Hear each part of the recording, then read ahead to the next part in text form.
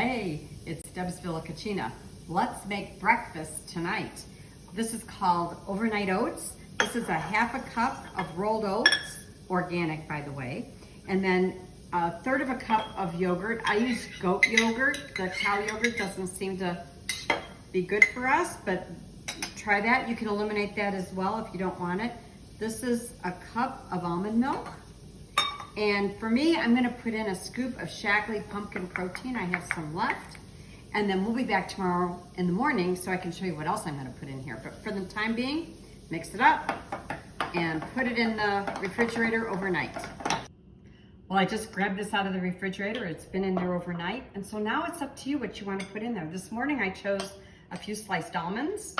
I've got some blackberries, some frozen blueberries, and there's my breakfast. Hope you try it and be creative. Do what you want.